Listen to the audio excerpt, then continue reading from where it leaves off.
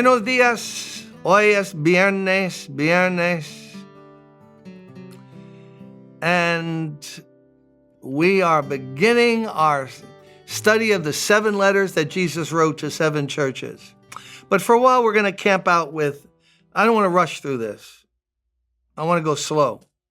Make application, analyze, meaning of words. What did it mean to the church who got the letter? That's the first question.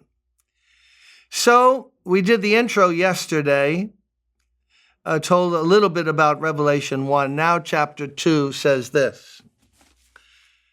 To the angel, the messenger of the church in Ephesus, write, these are the words of him who holds the 7 stars in his right hand. What are the 7 stars? You got it, the 7 angels or messengers. And walks among the 7 golden lampstands. What are the lampstands? The churches, where Christ's heart is and his interest is. I know your deeds, your hard work, and your perseverance. I know your deeds, your hard work, and your perseverance. Okay. To the angel of the church, remember, not building, but the spiritual congregation, the people have been born again. That's what makes up the church. Not everyone who goes to church is part of the church. Only people who are part of the church that Christ recognizes are those who have been born again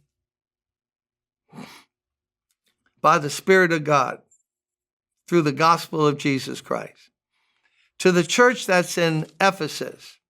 So Ephesus has a great history. Others of these churches, we don't know much. Ephesus, we do.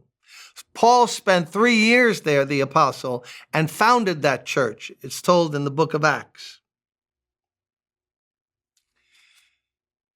Timothy later worked in Ephesus. John, who writes the book of Revelation, ministered, church history tells us, in Ephesus. So this church had a phenomenal founding. Woo! Who's the founder of your church? Who's the first pastor of your church? Oh, Pastor Jones, Pastor Smith, Pastor Lillard. Who's yours? Like Paul the Apostle. Whoa, that's heavy. And then Timothy and John were there.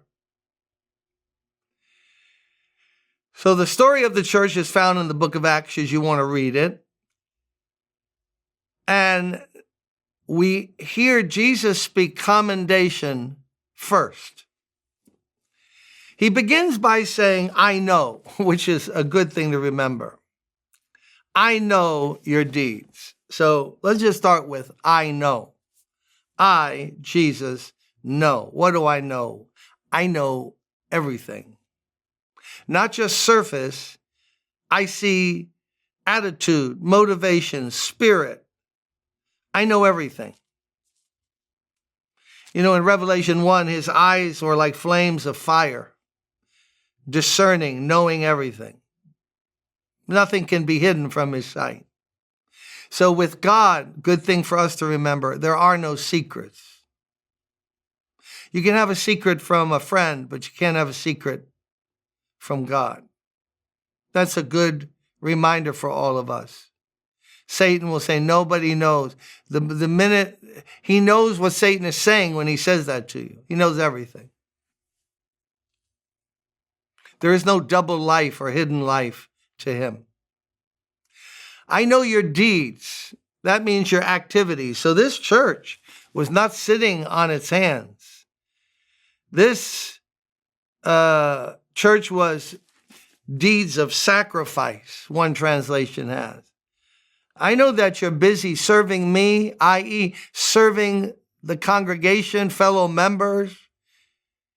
Probably means serving the cause of the gospel, getting the gospel. In other words, this church was a beehive of activity. You know, some churches just, there's no life to the church except Sunday morning at 11, a 1-hour meeting. Adios, ta-ta. And then we gather back. There's nothing, no prayer meeting, no Bible studies, nothing going on. Youth, seniors, nothing. No acts of charity. No, not Ephesus. Ephesus is lit. They are cooking. And he goes further, Jesus. Notice he starts with commendations. Paul does that in his letters. There will be some corrections made, but wherever there's something to commend, Jesus starts with commendation. That's a good thing when you have to talk to someone and a friend or a child or anyone, and you want to make a correction. It's good. We don't always do it that way. It's to commend first. I know this, you're active, all that. I know this, I know that. Then later get to that. Otherwise, it feels like you're just nitpicking and not interested in the person. So, I know your deeds and your hard work.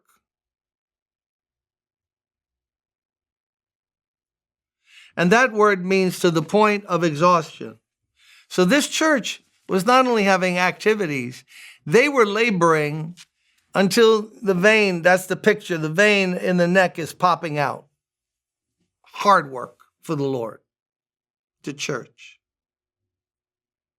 That sounds so foreign.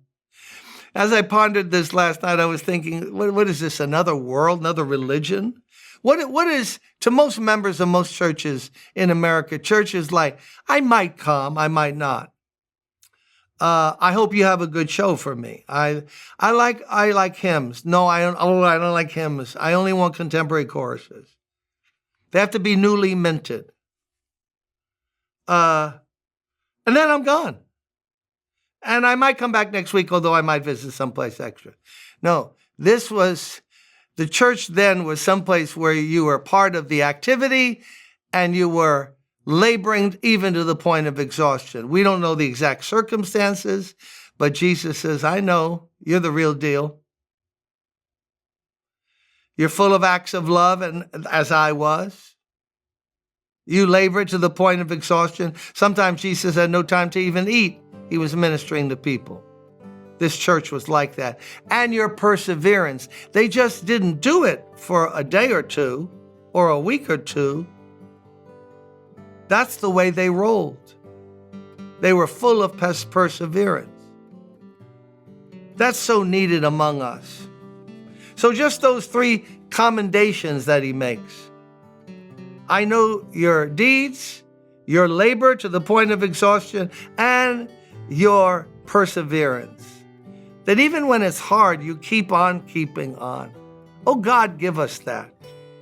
As a pastor, as a choir member, a prayer band person, a deacon, whatever we're doing for the Lord, just as a friend to another believer, let's keep on doing it and not let our hands get weak. And let me lift your hands up today. Come on, let's have perseverance today in the name of Christ. God bless you.